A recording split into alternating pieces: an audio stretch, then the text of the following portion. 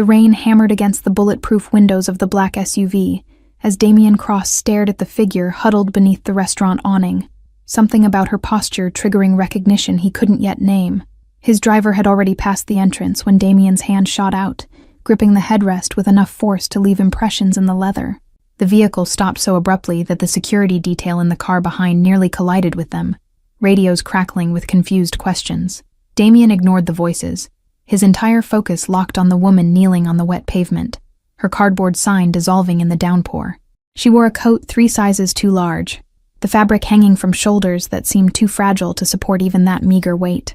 Her hair, once golden and lustrous, now hung in dull tangles around a face he'd memorized in another lifetime. The coffee cup in her trembling hands was the detail that destroyed him, white styrofoam gripped like a lifeline, steam rising into the cold air. She wasn't drinking from it, just holding it against her palms, seeking whatever warmth the cheap gas station coffee could provide. Her eyes stayed fixed on the ground, avoiding the gazes of well-dressed patrons entering the establishment behind her. Damien was out of the vehicle before his security chief could protest, rain soaking through his $1,000 suit within seconds. His shoes splashed through puddles as he crossed the sidewalk, each step feeling like wading through concrete. The woman didn't look up until his shadow fell across her, blocking the amber glow from the restaurant windows. Recognition dawned in her eyes the moment before terror replaced it. Raw, visceral fear that transformed her features into a mask of desperation. Cecilia dropped the coffee cup, the liquid spreading across the pavement in a dark bloom as she scrambled backward. Her movements were those of a cornered animal, hands scraping against brick as she tried to stand on legs that wouldn't support her weight. "Stay away from me," she whispered, the words barely audible over the rain's percussion. Her voice was hoarse, damaged by exposure or screaming or both. She raised one hand as if that fragile barrier could hold back the man who'd once commanded armies of soldiers with a single gesture. Damien froze, his hands rising slowly in a gesture of surrender that felt foreign to muscles accustomed to authority. He'd faced down rival families, survived assassination attempts, negotiated treaties worth millions, but nothing had prepared him for the look in Cecilia's eyes. She wasn't looking at her former husband. She was looking at something monstrous, something that haunted her waking moments. Cecilia. Her name emerged rough, catching on 3 years of unanswered questions. "What happened to you?" The inadequacy of the words struck him immediately, but language seemed insufficient for the chasm between them. She shook her head violently, matted hair whipping across her hollow cheeks. Her breathing came in rapid gasps, the onset of panic tightening her chest visibly beneath the oversized coat. The restaurant door opened behind them, laughter and warmth spilling onto the street, and Cecilia flinched as if struck.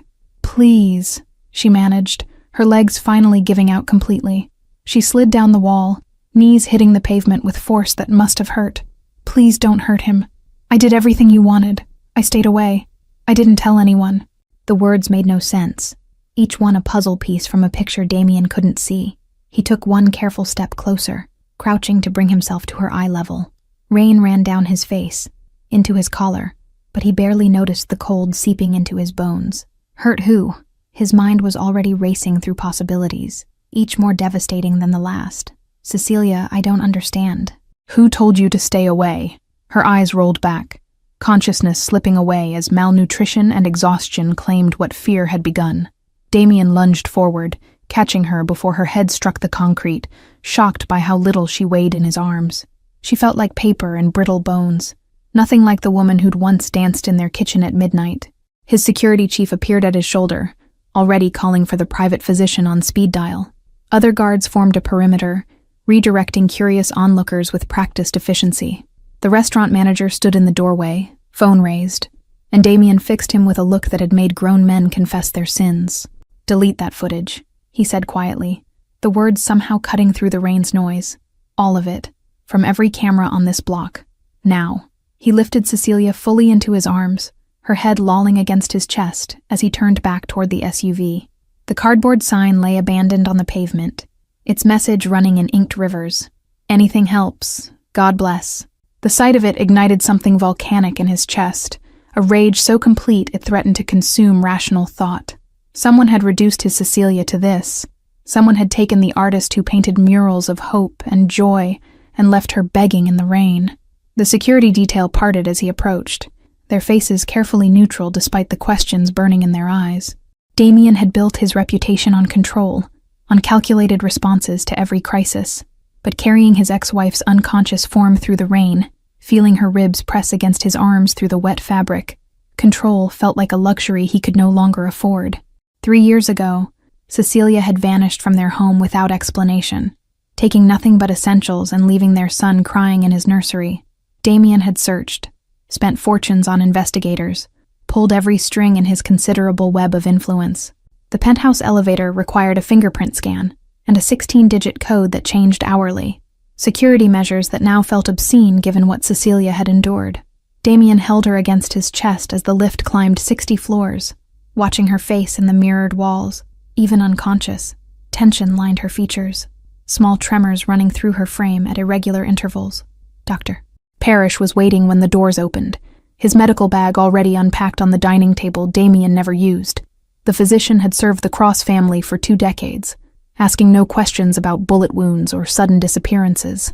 His expression remained professionally neutral as Damien carried Cecilia toward the master bedroom, though his eyes betrayed shock at her condition. "Set her on the bed," Parrish instructed, pulling out a stethoscope and blood pressure cuff. "How long has she been on the street?"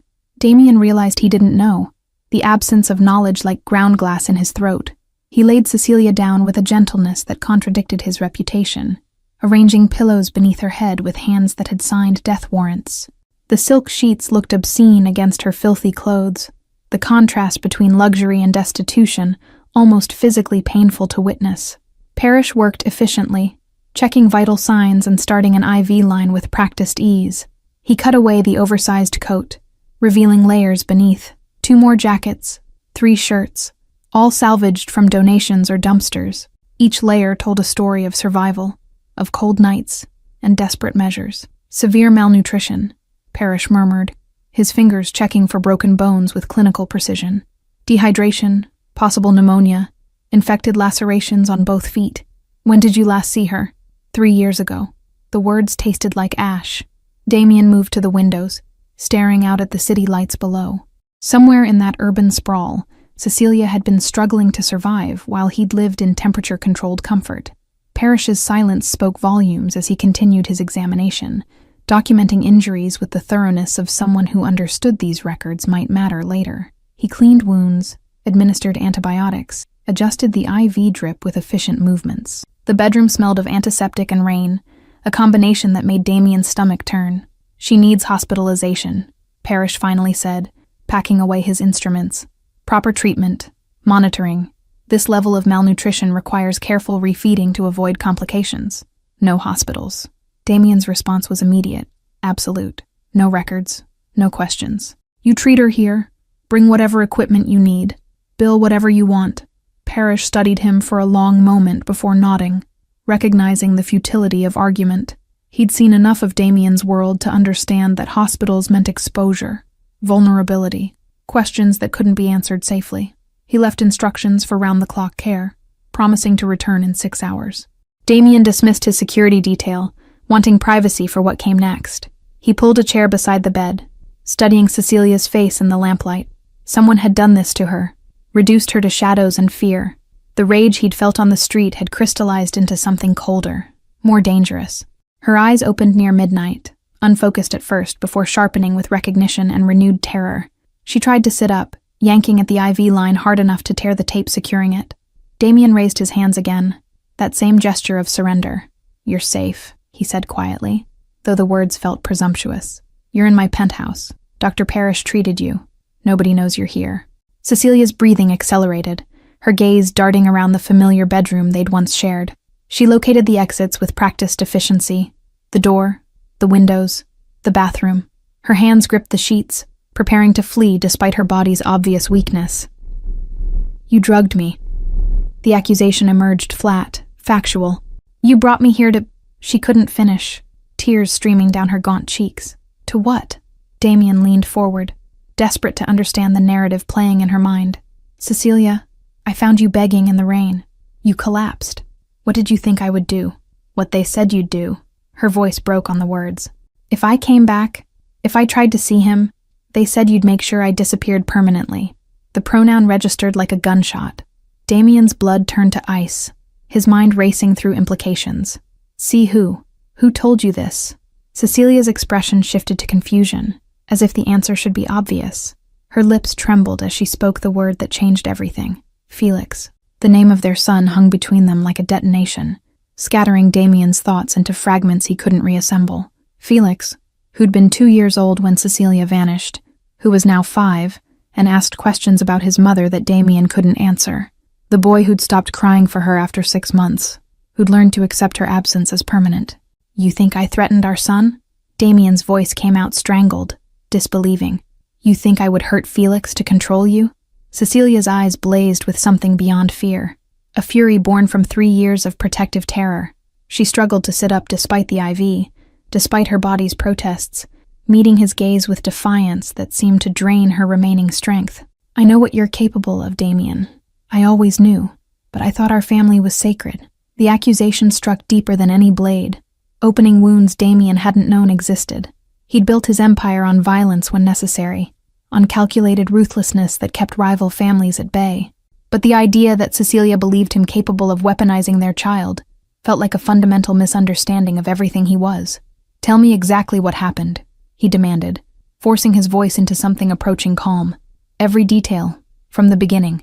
Who contacted you? How? Cecilia's hands shook as she pushed hair from her face, the simple movement revealing how much the effort cost her. She closed her eyes, and Damien watched her gather courage like someone preparing to touch fire. When she spoke again, her voice carried the mechanical quality of testimony rehearsed through countless sleepless nights. It started with photographs, she whispered, delivered to my studio in unmarked envelopes. Felix at the playground, climbing the red slide he loved. Felix outside his preschool, holding hands with Mrs. Chen during dismissal. Felix through his bedroom window, sleeping with that stuffed elephant. Each image she described was a violation, a demonstration of access that made Damien's blood run cold. Someone had surveilled their son with predatory precision, documenting his routines with enough detail to prove they could reach him any time. The implied threat needed no elaboration. The first letter said, "I was making you weak," Cecilia continued, her eyes still closed as if unable to face the memories directly. That your enemies saw you as vulnerable because of us. That Felix would pay the price for your softness unless I removed the liability. Damien's hands curled into fists, nails biting into his palms hard enough to draw blood. The language was familiar, the rhetoric of old-school families who viewed love as weakness, who sacrificed everything human for power's sake. But which of his enemies had access to such intimate surveillance? They gave me 72 hours to leave, Cecilia said, opening her eyes to stare at the ceiling. 72 hours to disappear completely, to never contact you or Felix again. If I went to the police, Felix would die. If I told you, Felix would die. If I tried to take him with me, he'd die and they'd make me watch. The clinical precision of the threats spoke to professional work, someone who understood psychological warfare. Damien's mind catalogued possibilities, running through associates and enemies with the resources and motivation for such an operation. The list was disturbingly long. I left everything, Cecilia whispered. My phone, my credit cards, anything they could trace. I took cash from the emergency fund in the studio and just walked away. I watched from across the street as you came home that night, watched you realize I was gone. Damien remembered that evening with crystalline clarity, arriving to find Felix inconsolable, Mrs. Chen apologetic and confused, Cecilia's absence like a hole torn in reality. He'd assumed an affair, a crisis of identity, anything but this calculated terrorism. The truth felt worse than any betrayal he'd imagined. I slept in shelters at first, she continued, her voice growing more distant. Changed locations constantly, never stayed anywhere long enough to establish patterns. I cut my hair, wore donated clothes, made myself invisible. Every day I waited for news that something happened to Felix, that I'd failed to protect him. The image of Cecilia, his Cecilia who'd decorated their home with her paintings, who'd sung Felix to sleep with songs she invented, sleeping among strangers in institutional beds made Damien's chest constrict. She'd chosen homelessness over risking their son's safety, endured 3 years of degradation because someone convinced her the threat was real. I saw you sometimes, Cecilia admitted, her gaze finally meeting his. On the street, getting into your car.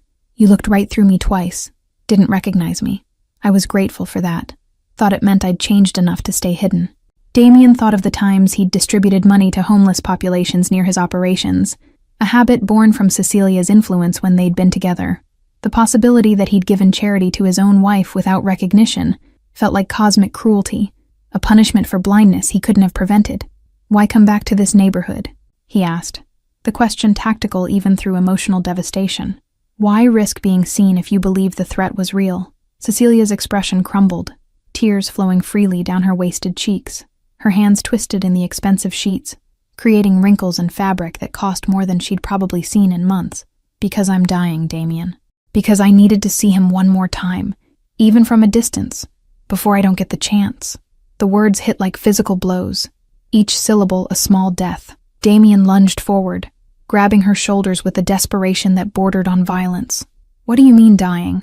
Parrish said malnutrition, infections, things we can treat. "My heart," she whispered, placing a skeletal hand over her chest. "The stress, the malnutrition, the exposure. A free clinic doctor told me 3 months ago. Without proper treatment, without rest and medication I can't afford. I have maybe 6 months." I'd made peace with it, thought at least Felix would be safe even if I wasn't there to see him grow up. Damien pulled out his phone before Cecilia could protest, his fingers moving with violent precision across the screen. He sent encrypted messages to his most trusted medical contacts, demanding specialists, equipment, whatever it took to reverse damage that should never have occurred. The idea of her dying, of losing her permanently when he just found her, was incomprehensible, unacceptable. "You're not dying," he stated with the same certainty he used to close impossible deals. "Parrish will coordinate with cardiologists tonight. We'll have specialists here by morning with whatever technology exists to fix this." Cecilia watched him with something between hope and resignation, as if she'd learned not to trust in rescue. She pulled the blanket higher despite the room's perfect temperature, a defensive gesture that spoke to months of inadequate shelter. Her next words emerged barely audible, weighted with a question that had clearly haunted her. "Is he okay, Felix? Does he ask about me? Does he hate me for leaving?" The raw vulnerability in her voice demolished what remained of Damien's composure. He sat on the bed's edge, maintaining careful distance despite the urge to gather her close. "He stopped asking after the first year. Mrs. Chen tried to keep your memory alive, but I didn't know what to tell him that wouldn't be a lie." Cecilia's sob was soundless, her body curling inward as if to contain grief too large for physical form. Damien watched her shoulders shake, feeling more helpless than he'd ever felt facing armed rivals. 3 years of separation from their son, endured to protect him from a threat that might have been fabricated. "He needs to see you," Damien said carefully, already calculating logistics. "Tomorrow, when you're stronger. He deserves to know his mother is alive." Terror flashed across Cecilia's features, her hand shooting out to grab his wrist with surprising strength. "No, you can't tell him about me. If whoever sent those letters finds out I'm back, if they think I've broken the agreement, they're not going to touch Felix." Damien's voice dropped to the register his associates called the executioner's tone. Quiet, absolute, promising consequences beyond imagination. "I will burn this entire city to ash before anyone harms our son. You have my word on that." Cecilia studied his face as if searching for deception, her artist's eyes cataloging micro-expressions most people missed. Whatever she found there must have satisfied some criteria because she slowly released his wrist, though doubt still shadowed her features. "You don't understand how thorough they were. They knew things only someone close to you could know." The implication crystallized in Damien's mind like ice forming on glass. An inside threat, someone within his organization with access to family details most soldiers never saw. The realization narrowed the suspect pool considerably, transformed this from external attack to internal betrayal. His thoughts immediately went to his inner circle, the handful of people trusted with Felix's security arrangements. "Tomorrow I want you to tell me everything you remember about those letters," he said, his mind already constructing investigative frameworks. Every word, every detail about the envelopes, the photographs, handwriting, printing style, paper quality, anything distinctive. Cecilia nodded slowly, exhaustion pulling at her features despite the IV fluids. Her eyelids drooped, fighting against consciousness with visible effort. "I kept one," she whispered, "hidden in the lining of this coat. I don't know why. Maybe I thought if something happened to me, someone would find it and understand." Damien's pulse accelerated as she gestured weakly toward the pile of discarded clothing on the floor. He retrieved the oversized coat, examining the lining until his fingers found the irregularity, a small tear concealing folded paper. He extracted it with the care usually reserved for detonation devices, unfolding yellowed pages covered in laser-printed text. The message was brief, clinical in its cruelty. Your presence makes him vulnerable. Enemies circle, waiting for opportunities your existence provides. Remove yourself permanently, or watch him suffer consequences of your selfishness. You have 72 hours. Proof of compliance required. Below the text was a phone number, presumably for confirming her departure. What made Damien's blood turn arctic was the signature at the bottom. Not a name, but a symbol he recognized immediately. The Cross family crest, slightly modified, used only by ranking members of his inner circle. Someone had weaponized his own organization's iconography to terrorize his wife into exile. He photographed the letter with his phone, already composing messages to his security chief. Every person with access to that crest would be investigated, their movements during the relevant timeline scrutinized, their communications analyzed for evidence. The betrayer was close, trusted, someone who'd sat at his table and smiled while orchestrating this nightmare. Sleep now, he told Cecilia, folding the letter carefully into his jacket. I'll be in the next room. You're safe here. She was already drifting, medications and exhaustion pulling her under. Damien watched her breathing even out, counting each rise and fall of her chest, as if to reassure himself she was real, alive, recoverable. 3 years she'd endured hell because someone convinced her he was the threat. He stepped into his office, closing the door before allowing rageful expression. A crystal tumbler shattered against the wall, expensive whiskey bleeding down imported wallpaper. Someone in his organization had declared private war on his family, had weaponized his reputation and resources against the people he loved most. The desk phone's secure line connected him to his security chief within 2 rings. Assemble the council, Damien ordered. Everyone who has access to family security protocols. I want them in the conference room by dawn. There would be no sleep tonight. No rest until he'd identified the cancer growing in his organization. Damien pulled surveillance footage from 3 years ago, beginning the frame-by-frame analysis of who'd been where when Cecilia disappeared. The work was meticulous, mind-numbing, but somewhere in these digital archives was evidence of treachery. Dawn broke over the city in shades of amber and steel as Damien's security council assembled in the fortified conference room. 7 men who'd served the Cross family for decades sat around Brazilian walnut, their faces reflecting various degrees of confusion about the emergency summons. Warren Finch occupied his usual position at Damien's right hand, the consigliere's silver hair impeccably groomed despite the early hour. Damien studied each face with predatory focus, searching for tells that might reveal guilt or knowledge. He'd played poker with these men for years, knew their tics and patterns, understood how they processed stress. This morning they would all be tested in ways they couldn't anticipate.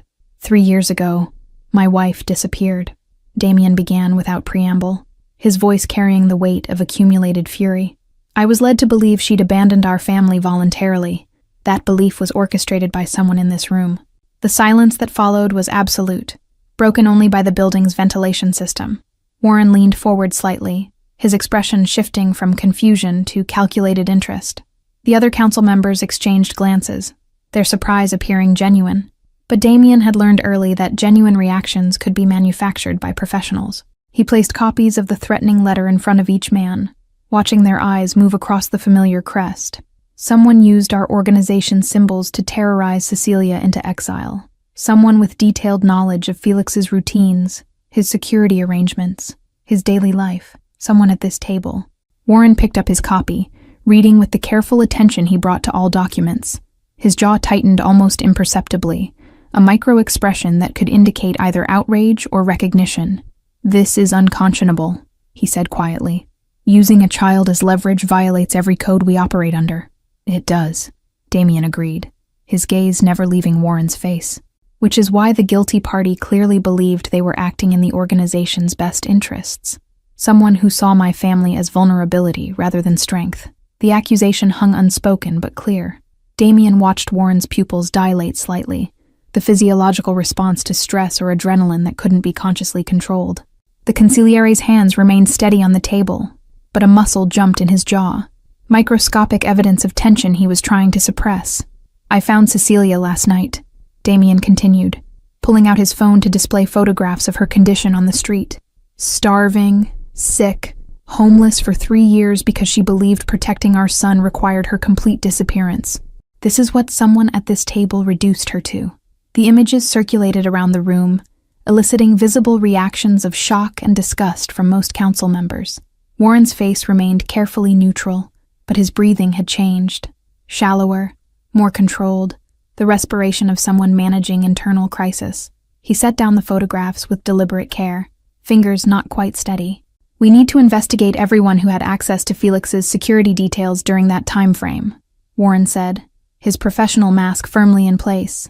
"Cross-reference communications, financial records, travel patterns. Someone this meticulous would have left traces." Damien nodded slowly, acknowledging the logic while noting Warren's eagerness to direct the investigation's methodology.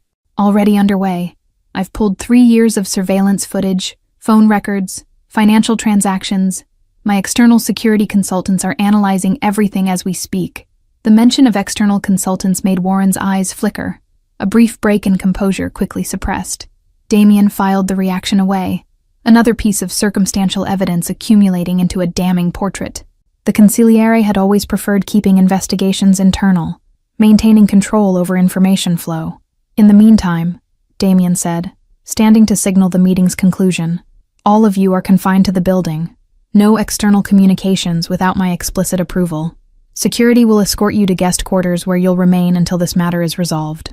The order transformed confusion into alarm. Several council members protested, citing business obligations and family commitments, but Damien's raised hand silenced them all. "Someone here terrorized my wife and child. Until I know who, you're all suspects. Cooperate fully or face consequences that make exile look merciful." Warren remained seated as the others filed out under security escort, his expression thoughtful rather than panicked. "You suspect me specifically," he stated when they were alone. "You're using the council as theater, but you've already decided I'm responsible." "Should I suspect you?" Damien countered, returning to his seat. "Give me one reason why you'd be above suspicion, when you've had unrestricted access to every aspect of my family's life." The consigliere's smile was slight, almost admiring. "Because if I wanted to eliminate a threat to this organization, I would have done it permanently. Making Cecilia homeless accomplishes nothing strategically. It's emotional, personal, the work of someone who wanted her to suffer rather than simply disappear." The logic was sound, disturbingly so, which meant either Warren was innocent or sophisticated enough to construct plausible deniability. Damien leaned back, studying the man who'd advised him through countless crises. "Then help me understand who would have that kind of personal investment in destroying her." Warren was quiet for a long moment, his fingers drumming a subtle pattern on the polished wood. 3 years ago, you were consolidating power after your father's death. Several factions within the organization questioned your leadership, saw you as too young, too influenced by civilian concerns. Your marriage to Cecilia was cited as evidence of weakness. "Names," Damien demanded, though he already knew the factions Warren referenced. Internal politics had been brutal during that transition period, old guard resisting his reforms and modern approaches. "The Castellano faction was most vocal," Warren said carefully, "but they were eliminated in the consolidation. The Marino group had concerns but ultimately fell in line. There were individuals scattered throughout who grumbled about your domestic priorities, but no one with both motive and access to execute something this elaborate." Damien processed the information, cross-referencing it against what he knew of internal dynamics during Cecilia's disappearance. The timing aligned with his most vulnerable period as leader, when challenges to his authority had been frequent and occasionally violent.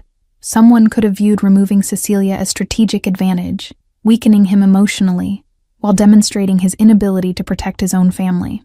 "I want detailed files on everyone who questioned my leadership during that period," he ordered. "Every conversation, every meeting, every communication that referenced Cecilia or Felix. Someone left breadcrumbs, and I will follow them to their source."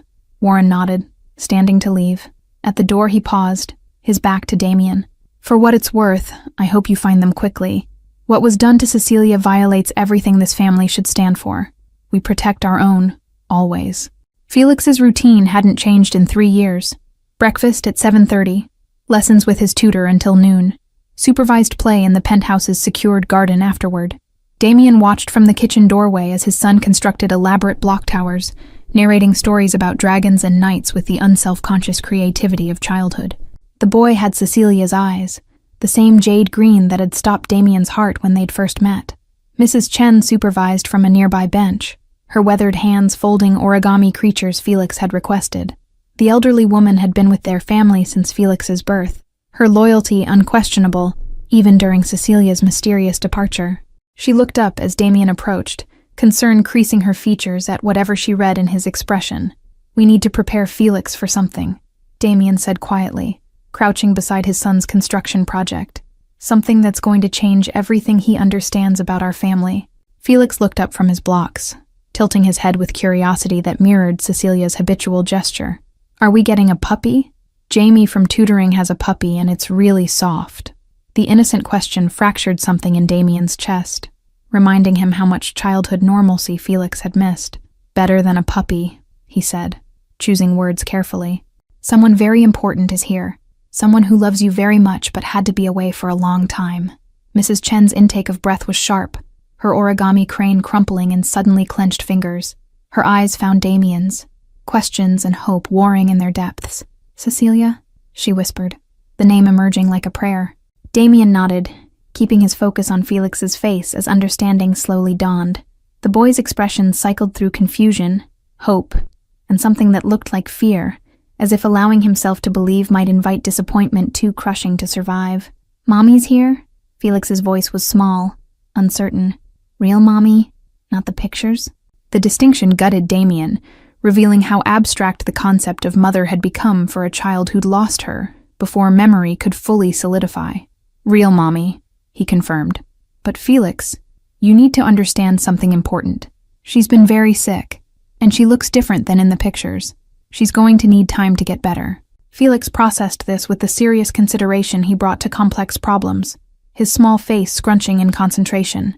"Like when I had the flu and couldn't play for a week." "Something like that," Damien said, though the comparison felt inadequate. "She might be scared at first. Might need us to be patient while she remembers how to be home again. Mrs. Chen moved closer, her hand finding Felix's shoulder with the protective instinct she'd always shown. "Your mother never stopped loving you," she said firmly. "Whatever kept her away, it wasn't because she didn't want to be here. You must believe that."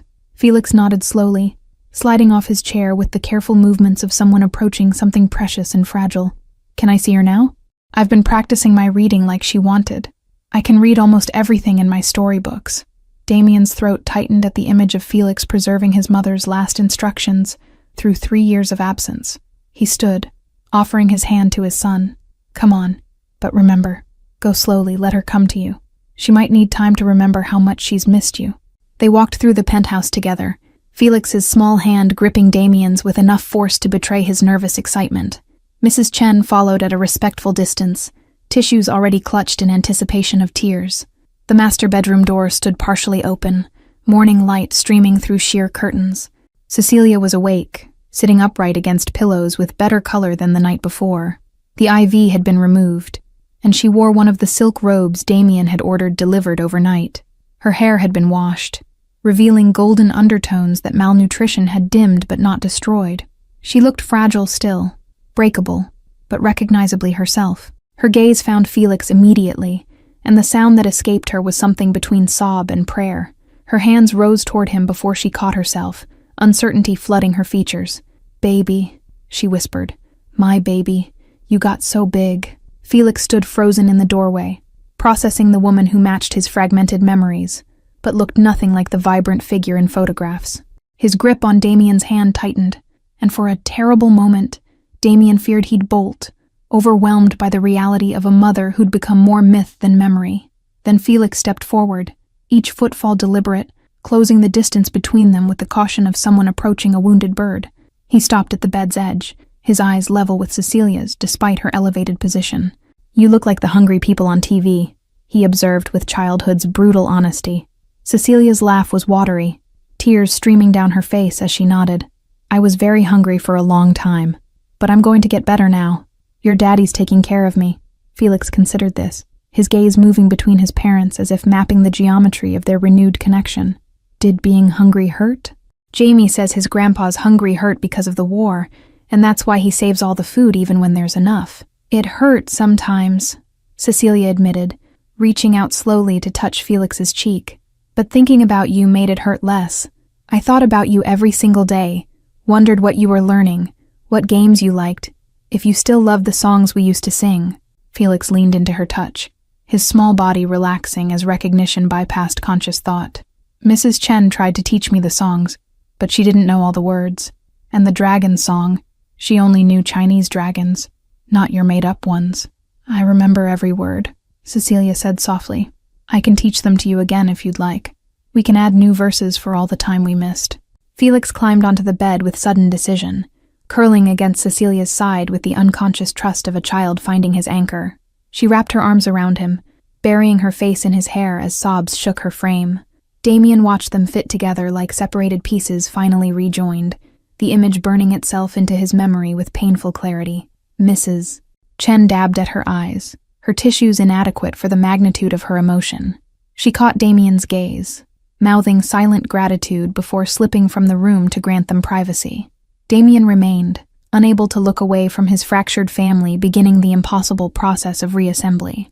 "Daddy says you were sick," Felix said, his voice muffled against Cecilia's shoulder. "Are you going to get better and stay this time?" Cecilia's eyes found Damien's over Felix's head, the question in them mirroring their son's. Damien crossed to the bed, sitting on the opposite side so Felix was bracketed between them. "She's staying," he said with absolute conviction. "We're going to make sure she gets completely better, and then we're going to be a family again."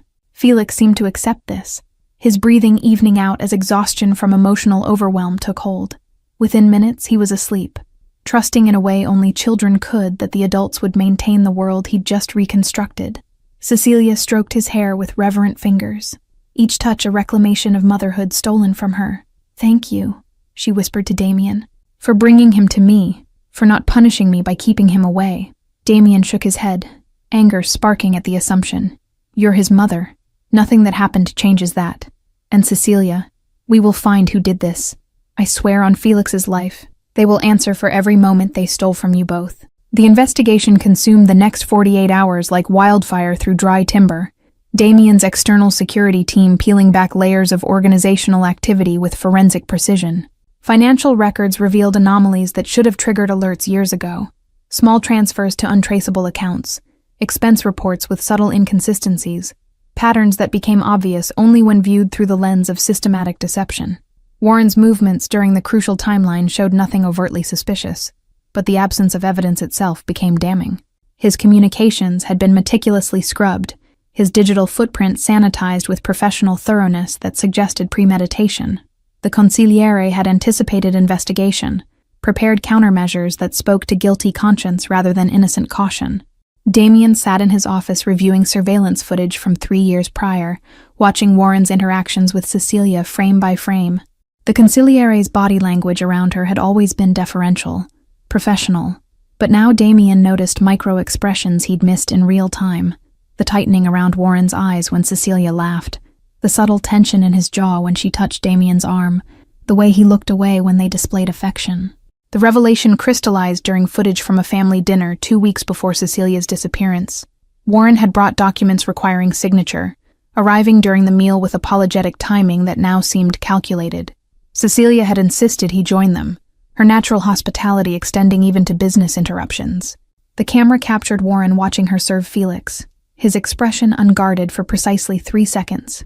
Naked longing mixed with something darker, possessive and resentful. Damien replayed those 3 seconds repeatedly, watching desire curdle into determination. Warren had wanted Cecilia, not with the distant admiration of an associate, but with the consuming obsession of someone who believed himself more deserving. The realization made Damien's skin crawl, understanding that his most trusted advisor had coveted his wife while smiling across conference tables. Dr. Parrish arrived for his evening check on Cecilia, his medical bag heavier than usual with cardiac monitoring equipment. He set up the portable EKG in the master bedroom, his movements efficient despite obvious fatigue from round-the-clock care. "Her heart rhythm is stabilizing," he reported, adjusting leads on her chest. "The rest and proper nutrition are making measurable differences already." Cecilia submitted to the examination with quiet resignation, her attention fixed on Felix playing in the corner with toy cars Damien had retrieved from storage. The boy had barely left her side since their reunion, sleeping in a cot positioned beside her bed, seeking constant reassurance through physical proximity that she wouldn't vanish again. "The psychological damage will take longer," Parrish said quietly, packing away his equipment. "She's experiencing classic trauma responses, hypervigilance, anxiety, dissociative episodes. I've recommended a psychiatrist who specializes in prolonged stress disorders, someone who understands the particular pressures of your world." Damien nodded, having already researched specialists who could provide care without compromising security. Cecilia needed professional help processing 3 years of survival mode, relearning safety after endless threat. The prospect of medication, therapy sessions, gradual recovery stretched ahead like a marathon with no clear finish line. "There's something else," Parrish added, his voice dropping further. "The malnutrition affected her reproductive system significantly. The likelihood of future pregnancies is severely compromised, possibly eliminated entirely. She should know when she's strong enough to process that information." The news hit Damien like a physical blow, another layer of theft perpetrated by whoever had engineered this nightmare. Cecilia had wanted more children, had spoken wistfully about giving Felix siblings, about their home filled with the chaos of multiple voices. That future had been stolen along with 3 years of her life, casualties in someone's twisted campaign. Felix brought his favorite car to show Cecilia, climbing onto the bed with the practiced ease of someone who'd claimed that space as rightfully his. "This one's the fastest," he explained seriously. "It can beat all the others, even on the bumpy track." Cecilia accepted the toy with appropriate gravitas, examining its features as Felix pointed out modifications he'd imagined. Her smile was genuine, despite the exhaustion visible in every line of her body. Maternal instinct overriding physical depletion. "You'll have to show me all your tricks," she said. "I bet you've invented games I've never even imagined." The domestic scene provided sharp contrast to the investigation's darkness unfolding in Damien's office. He excused himself, leaving Parrish to complete his examination, while he returned to evidence that accumulated like stones building a wall of certainty. Warren's innocence became increasingly implausible with each new discovery. The breakthrough came from phone records cross-referenced with Cecilia's timeline of threatening letters. The number provided for confirming her departure traced to a burner phone purchased with cash, but cellular tower data revealed its location during key dates, consistently pinging towers near Warren's residence. The consigliere had been sloppy in one crucial detail, underestimating the sophistication of modern telecommunications forensics. Damien's hands trembled as he compiled the evidence into a comprehensive file, rage threatening to overwhelm strategic thinking. Warren had sat across from him for 3 years, offering counsel and sympathy about Cecilia's abandonment, all while knowing exactly where she was and what horrors she endured. The betrayal transcended professional misconduct, entering territory of personal violation so profound it demanded biblical retribution. His phone buzzed with a message from his lead investigator. Additional evidence recovered from Warren's personal computer, encrypted files containing surveillance photographs of Cecilia and Felix. The images matched descriptions from the threatening letters: playground visits, school pickups, bedroom windows. Warren had personally documented their son's vulnerability, constructing the evidence used to terrorize Cecilia into exile. Damien stood, straightening his jacket with movements made mechanical by fury, too vast for expression. The time for investigation had ended. Confirmation phase was complete. Now came consequences, and he would ensure they matched the crime's magnitude. Warren had declared war on his family using methods that violated every code the organization claimed to honor. The conference room still held the detained council members, their patience wearing thin after days of confinement. Damien entered to find them in various states of agitation, complaints dying on their lips as they registered his expression. He'd seen his own face in mirrors during moments of lethal intent, knew the look that preceded irreversible action. "Warren Finch has been identified as the individual responsible for Cecilia's disappearance," Damien announced without preamble. "Evidence is comprehensive and conclusive. You're all released from confinement with apologies for the inconvenience. This matter will be handled through appropriate channels." The phrase appropriate channels hung in the air with weighted implication, understood by everyone present as code for something outside legal systems. The council members filed out quickly, relieved to escape, but carrying knowledge they'd witnessed the opening act of retribution that would become organizational legend. Damien found Warren in his assigned quarters, the consigliere standing at the window overlooking the city. He didn't turn as Damien entered, his shoulders carrying resignation that confirmed guilt more completely than any confession.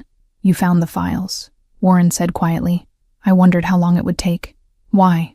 The question emerged strangled, Damien's control fracturing under the weight of betrayal.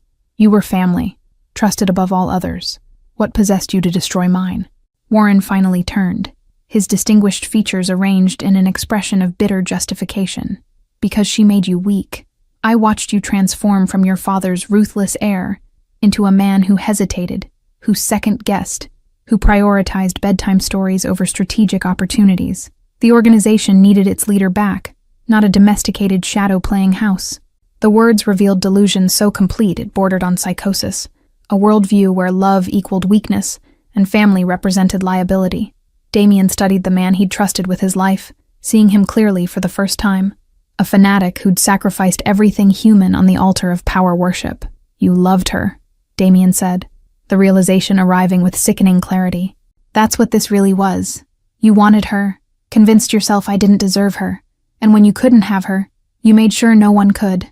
Warren's expression cracked, revealing the obsession beneath professional veneer. She was wasted on you.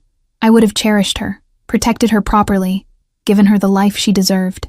Instead, she chose the man who'd inevitably destroy her through his enemy's ambitions. The admission hung between them like a detonation, confirming motivations even more twisted than Damien had imagined. Warren had orchestrated Cecilia's exile not just for organizational benefit, but from unrequited obsession, punishing her for choosing the wrong man, while convincing himself he acted from noble strategic concern. The dual motivation made the betrayal somehow worse, personal vendetta disguised as professional necessity. You destroyed her life because she didn't love you back, Damien said, his voice dropping to the dangerous quiet that preceded violence. 3 years of homelessness, starvation, terror, all because you couldn't accept rejection. Warren's jaw tightened, defiance flaring despite his compromised position. I saved the organization from your weakness. Your enemies were circling, waiting for opportunities your domestic attachments provided. I eliminated their leverage before they could exploit it, catastrophically. The rationalization was breathtaking in its self-deception, demonstrating how thoroughly Warren had convinced himself of righteous motivation. Damien wondered how long the obsession had festered, how many years Warren had watched and wanted while maintaining professional masks. The thought of him observing their intimate family moments while harboring such twisted desires made Damien's skin crawl. You photographed my son through his bedroom window, Damien stated, each word precise as a scalpel. You documented his routines with predatory thoroughness, turned his daily life into ammunition for terrorizing his mother. Explain how that protected anything except your own sick fantasy. Warren's composure finally cracked completely, rage transforming his distinguished features into something ugly and resentful. She should have disappeared permanently. I gave her mercy by allowing survival, minimal resources to start elsewhere.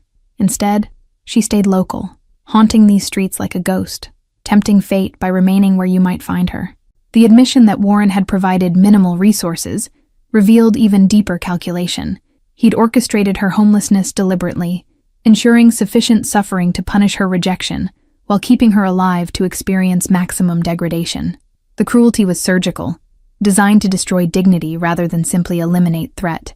She stayed because she couldn't leave Felix completely, Damien said, understanding Cecilia's choice with painful clarity. Even homeless and starving, she needed proximity to our son.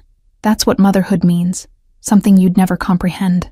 Warren laughed bitterly, the sound devoid of genuine humor. Motherhood. You elevated her maternal instincts into virtues while they made you predictable, exploitable. Every decision filtered through how it affected your domestic fantasy, weakening responses to real threats. Damien's fist connected with Warren's jaw before conscious decision registered, the impact satisfying on a primitive level that transcended strategy. The consigliere staggered backward, blood flowering from split lip, shock registering that physical violence had entered their confrontation.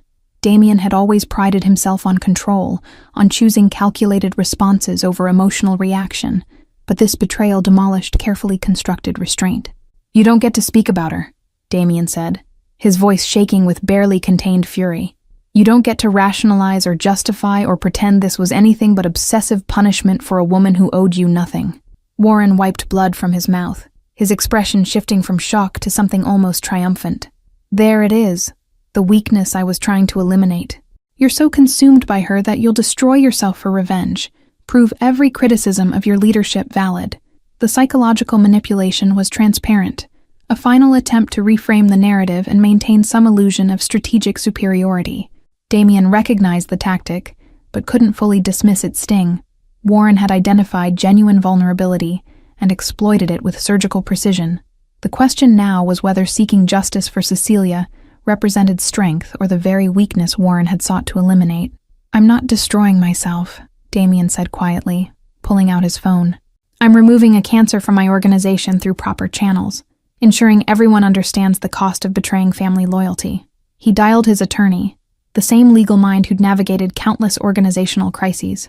"I need you to prepare a comprehensive criminal referral," he said, keeping his gaze locked on Warren. "Everything: stalking, terroristic threatening, conspiracy, attempted murder through deprivation, full cooperation with authorities, complete transparency." Warren's eyes widened, genuine fear replacing defiance for the first time. "You're turning me over to police? That's not how we handle internal matters. You'll expose organizational operations, invite investigations that destroy everything your father built." "My father built an empire on loyalty and family honor," Damien countered. "You violated both in the most fundamental way possible. If protecting the organization means allowing your crimes to go unpunished, then the organization doesn't deserve protection."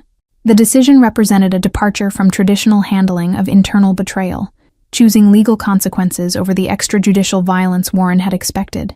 Damien recognized the risks. Police involvement meant scrutiny, investigations that might uncover activities better left hidden. But the alternative was allowing Warren's crimes against Cecilia to be handled privately, buried under organizational secrecy like they mattered less than protecting institutional reputation. "She'll have to testify," Warren said, grasping for leverage. "Relive everything in court, face cross-examination designed to destroy her credibility. You'll subject her to additional trauma just to satisfy your revenge fantasy." Damien had considered this, the possibility that pursuing justice might inflict new wounds on someone already devastated by Warren's original campaign. But Cecilia deserved the validation of public acknowledgement, the societal confirmation that crimes against her warranted serious consequence. Burying this privately would implicitly suggest her suffering mattered less than organizational convenience. "That will be her choice," Damien said. "Not mine, not yours, hers. She gets to decide how this proceeds, what justice looks like, whether public testimony serves her healing or hinders it." Warren slumped against the wall, the fight draining from him as reality settled like concrete. His careful planning had accounted for many contingencies, but apparently not for Damien choosing legal exposure over traditional resolution. "The organization will fracture over this," he predicted. "Old guard will see it as weakness, as prioritizing one woman over collective security. Then they can leave," Damien said simply. "I'm rebuilding this organization around different principles, ones that recognize family as strength rather than liability, that honor the people we love instead of treating them as strategic vulnerabilities to be eliminated." He called security to escort Warren to secure holding until police arrival, watching the consigliere shuffled away with none of the dignity he'd maintained throughout decades of service. The sight should have provided satisfaction, but Damien felt only exhaustion and the weight of choices that would reshape everything he'd inherited. Returning to the master bedroom, he found Cecilia awake despite the late hour, her eyes tracking his entrance with the hypervigilance trauma had taught her. Felix slept soundly in his cot, small chest rising and falling with the peaceful rhythm of childhood innocence. "Is it done?" she asked quietly. "Did you find who did this?" Damien sat on the bed's edge, taking her hand with a gentleness that felt almost foreign after the violence of the confrontation. "Warren Finch, my consigliere. He's been arrested. Will face criminal charges for everything he did to you. But Cecilia, there's something you need to understand about his motivations." He explained Warren's obsession carefully, watching her process the revelation that she'd been targeted not just strategically, but personally. Her expression cycled through disbelief, disgust, and a weary resignation that suggested this kind of unwanted attention had been distressingly familiar throughout her life. The weeks following Warren's arrest transformed the penthouse into a battlefield of recovery, each day bringing small victories and devastating setbacks in unpredictable rhythm. Cecilia's physical healing progressed measurably. The cardiac specialists Parrish consulted confirmed her heart function, improving with proper medication and nutrition. The dangerous arrhythmias stabilizing into patterns that suggested she might avoid the premature death that had seemed inevitable on the streets. But psychological recovery followed no such linear trajectory. manifesting instead in cycles that defied prediction or control. Mornings when Cecilia seemed almost herself, laughing at Felix's observations about his expanding world, would collapse into afternoons where she couldn't leave the bedroom without experiencing panic attacks so severe they mimicked cardiac episodes. Dr. Yuki Tanaka, the trauma specialist Parrish recommended, visited 3 times weekly, her sessions with Cecilia stretching into hours, as they excavated 3 years of survival mechanisms that no longer served but couldn't be easily discarded. Damien attended some sessions at Dr. Tanaka's invitation, listening as Cecilia described hypervigilance that made sleep nearly impossible, the constant sense of being watched that crowds had reinforced during homeless months. Every person on the street became a potential threat, Cecilia explained, her hands twisting the cashmere blanket Damien had bought to replace the donated coat she'd finally allowed him to throw away. Every sudden movement could be someone coming to make good on the promises in those letters. Felix adapted with the resilience of childhood, but not without cost that became evident in subtle behavioral changes. He'd started hoarding food in his room, small caches of crackers and fruit discovered under his bed and behind books on his shelf. When Damien gently questioned this, Felix explained with heartbreaking logic that if Mommy got hungry again, he wanted to be able to help her right away. The boy also developed proximity anxiety, becoming distressed when Cecilia left his sight even briefly. Bathroom trips required careful negotiation, Cecilia leaving the door cracked while Felix waited outside, counting to reassure himself she'd return. Dr. Tanaka explained this was normal for children reunited with absent parents, but watching his son's small face crumple when Cecilia moved to another room never became easier. Warren's case proceeded through legal channels with the inevitability of an avalanche, each new revelation adding weight to charges already substantial.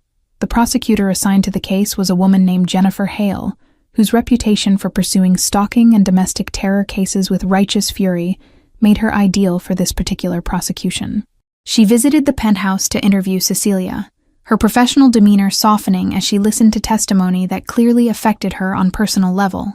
Hale brought with her a victim advocate named Sienna Park, whose specialized training in trauma-informed interviewing techniques helped Cecilia navigate the difficult process of recounting her experiences for legal documentation. Park's gentle questioning drew out details Cecilia had suppressed, memories of specific threats, and their psychological impact that would be crucial for establishing the comprehensive nature of Warren's campaign. The sessions left Cecilia drained but also strangely validated, the official acknowledgement of her suffering, providing external confirmation that her fear had been rational rather than paranoid overreaction.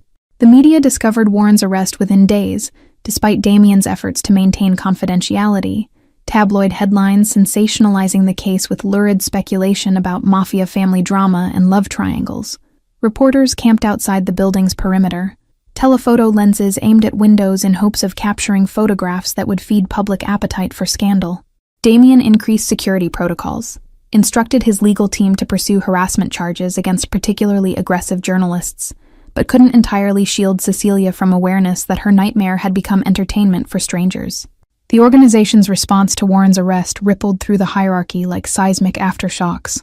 Old guard members questioning Damien's decision to involve law enforcement in internal matters. Phone calls from allied families flooded his secure line, their leaders expressing concern about precedent being set, about washing organizational laundry in public forums where prosecutors might exploit exposure. Damien fielded each conversation with patience that belied his exhaustion, explaining repeatedly that crimes against family transcended organizational politics. Several senior members requested emergency council meetings, their thinly veiled agenda centering on damage control and traditional resolution methods. Damien refused these requests categorically, recognizing them as attempts to pressure him into handling Warren's betrayal through extrajudicial means that would bury Cecilia's suffering beneath institutional secrecy.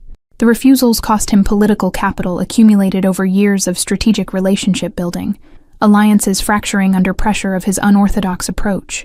Marcus Delacroix, head of the New Orleans operation and Damien's father's oldest associate, arrived unannounced at the penthouse demanding audience. His weathered face carried decades of organizational history, eyes that had witnessed evolution from Prohibition-era violence to modern corporate legitimacy.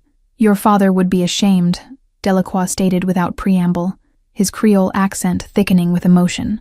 "Exposing family business to satisfy personal vendetta violates every principle we built this empire upon." Damien met the accusation without flinching, his response measured despite anger simmering beneath professional veneer. My father built his empire on protecting what mattered most: family, loyalty, honor above profit. Warren violated all three by terrorizing my wife and son. If you believe covering that up honors my father's memory, you misunderstood everything he stood for. The confrontation ended with Delacroix's departure, his silence more damning than further argument, both men understanding a philosophical divide too fundamental to bridge through negotiation. Cecilia's reaction to media attention manifested in renewed hypervigilance, her progress toward feeling safe deteriorating as she imagined thousands of eyes consuming details of her degradation. She stopped venturing onto the penthouse terrace, convinced that cameras were documenting her every movement for broadcast to audiences who would judge her choices and question her credibility. Dr. Tanaka adjusted their therapy focus to address this new layer of violation, helping Cecilia distinguish between legitimate threat and anxiety-amplifying perceived danger beyond realistic proportions. Felix absorbed the increased tension despite adults' efforts to shield him, his questions becoming more pointed about why strangers wanted to take pictures of their family. Damien struggled to explain media fascination in age-appropriate terms, finally settling on simplified narrative about people being curious about things they didn't understand. The explanation satisfied Felix temporarily, but Damien recognized they were entering territory where childhood innocence couldn't be preserved indefinitely. Their son would eventually understand the full scope of what Warren had done and why his family's suffering had become public spectacle. Your case has unusual elements, Hale explained during one of her visits, spreading photographs and documents across the dining table Damien had finally started using. The defendant's position in an organization traditionally resistant to legal cooperation, his sophisticated methods, the duration of the campaign. But the evidence is overwhelming, and his attorney is already exploring plea arrangements to avoid trial. Cecilia's reaction to the possibility of avoided trial was complex, relief warring with something that looked like disappointment. I thought I'd have to face him, she said quietly. Thought I'd have to stand up in court and prove I wasn't lying about what happened. Hale leaned forward, her expression fierce with protective advocacy. You don't have to prove anything. The evidence proves itself. Surveillance photographs, financial records, phone data, his own encrypted files. Your testimony would be powerful, but it's not necessary to secure conviction. You get to choose whether public testimony serves your healing or re-traumatizes you. The conversation echoed Damien's promise to Warren, returning agency to Cecilia after 3 years of having choices stolen by terroristic threats. She considered for a long moment, her gaze distant as she processed implications of both options. I want him to hear me, she finally decided. Want him to sit in that courtroom and listen while I describe exactly what his obsession cost. Maybe that makes me vindictive, but I've earned the right to vindictiveness. Hale's smile was approving, the expression of someone who'd seen too many victims denied their voices. Vindictiveness gets a bad reputation.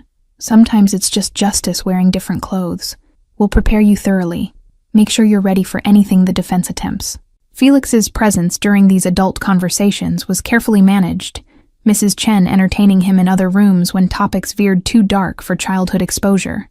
But the boy's intuitive awareness picked up on tensions he couldn't fully understand, manifesting in questions that demonstrated unsettling perceptiveness. Is Mommy going to have to go away again? He asked Damien one evening, his jade eyes too old for his young face. Never, Damien promised, pulling Felix into his lap. What happened before was because someone lied to her, made her think leaving was the only way to keep you safe. But that person can't lie anymore, and Mommy knows the truth now. She's staying right here with us. Felix absorbed this, his small fingers tracing patterns on Damien's watch. The other kids at tutoring have mommies and daddies who live together. Are you and Mommy going to be like that again? The question opened territories Damien had been avoiding. Uncertainty about how to rebuild a relationship that had been violently interrupted during its foundation-laying phase.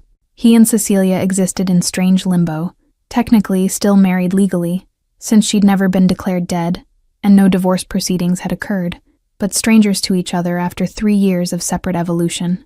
That's something Mommy and I need to figure out, Damien said carefully. Right now, we're focused on helping her get completely better. The other stuff we'll work through when the time is right. But the truth was more complicated than his simple explanation suggested. Damien found himself watching Cecilia with the confusion of someone who'd mourned a loss now reversed, uncertain how to navigate resurrection of what he'd thought permanently dead. She still carried herself with the grace that had first captivated him, still possessed the sharp observational skills that made her art insightful and profound. But trauma had carved new depths into her features, added layers of wariness that made her seem simultaneously familiar and foreign. Their conversations remained careful, dancing around intimacy neither felt ready to reclaim. They discussed Felix's development, Cecilia's medical progress, household logistics that needed coordination, but the deeper topics, what they'd each become in 3 years apart, whether the people they'd been when they married still existed, remained unspoken territories too dangerous to navigate prematurely. Warren's trial began on a humid June morning, the courthouse surrounded by security preventing media circus from overwhelming proceedings. Cecilia wore a tailored navy dress Hale had helped select, something professional without appearing expensive, careful calibration of image for jury perception. Damien sat in the gallery's first row, his presence both support and silent warning to anyone who might consider approaching his wife with anything less than respect. Warren entered in prison-issued clothing, his distinguished appearance diminished by incarceration's toll. Dark circles shadowed his eyes, silver hair no longer impeccably groomed, the arrogant confidence that had characterized his professional life stripped away by consequences finally catching him. He glanced toward Cecilia once as bailiffs led him to the defense table, his expression unreadable before he looked away. The trial unfolded over 3 weeks, each day revealing new layers of Warren's calculated campaign. Prosecutors presented surveillance photographs, documented financial transfers, expert testimony about psychological impact of prolonged terroristic threats. Character witnesses described Cecilia before her disappearance, vibrant, confident, devoted mother, contrasting sharply with the traumatized woman Warren's actions had created. Cecilia's testimony occupied an entire day, Hale guiding her through chronological recounting of 3 years' nightmare. She spoke clearly despite visible trembling, describing the photographs that had terrorized her, the impossible choice between her presence and her son's safety, the degradation of homelessness endured to honor threats she'd believed credible. The jury watched with expressions ranging from sympathy to horror, several members visibly emotional as Cecilia detailed finding warmth in discarded coffee cups and sleeping in shelters among strangers. Warren's attorney attempted cross-examination designed to suggest Cecilia had overreacted, that the threats were vague rather than specific, that her choice to become homeless represented mental instability rather than maternal protection. But the tactic backfired spectacularly when Hale redirected, allowing Cecilia to explain with devastating clarity why a mother would choose any suffering to prevent potential harm to her child. The verdict came after 4 hours of deliberation, guilty on all counts, including charges carrying mandatory minimum sentences that would ensure Warren spent decades behind bars.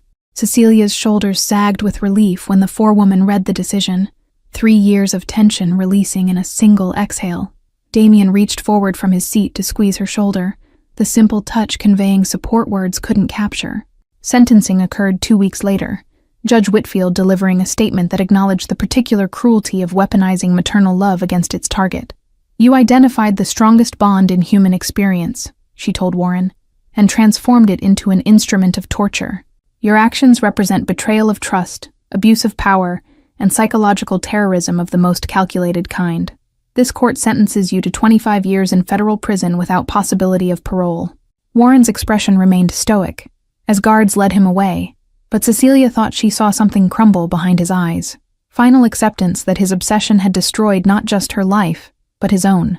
The courtroom emptied slowly, spectators filing out while discussing the case in hushed tones. Damien guided Cecilia through side exits to avoid media waiting at main doors, his security team creating barrier between them and cameras. The months following sentencing brought gradual restoration of normalcy, though Cecilia's therapist cautioned that complete recovery would take years rather than seasons. She resumed painting, her studio becoming sanctuary where she processed trauma through art that critics would later describe as hauntingly powerful. Galleries requested exhibitions, but Cecilia declined for now, content to create without audience pressure. Felix's behavioral issues slowly resolved as consistency proved his mother's permanence, the food hoarding decreasing until Mrs. Chen found no hidden caches during her weekly cleaning. The proximity anxiety persisted longer, but modified into healthier attachment patterns. Felix could tolerate Cecilia's absence without panic, as long as clear communication established when she'd return. Damien restructured his organization around principles that honored family as strength rather than liability. purging members who couldn't adapt to evolution beyond old guard brutality.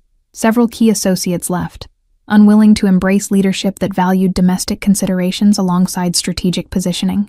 But younger members, many with families of their own, welcomed the shift enthusiastically. The organization transformed, becoming something Damien's father might not recognize, but would hopefully respect. One evening in early autumn, Damien found Cecilia on the penthouse terrace she'd finally reclaimed, watching the sun set over the city that had been both prison and home. Felix was at a sleepover, his first, carefully negotiated after weeks of preparation, leaving them alone in rare silence. "Can we talk?" Cecilia asked, echoing the question she'd posed months earlier about defining their relationship. Damien joined her at the railing, close enough to feel her warmth without touching. "Of course. What's on your mind?" Cecilia was quiet for a long moment, watching colors bleed across the horizon. "I've been thinking about what Dr. Tanaka said in our last session, about how trauma changes people permanently, how we can't go back to who we were before. I can't be the woman you married, Damien. That person doesn't exist anymore." The admission carried weight of truth Damien had been avoiding acknowledging. "I'm not the man you married either. 3 years of believing you'd abandoned us, of raising Felix alone, of building an empire while mourning what I'd lost. It changed me fundamentally.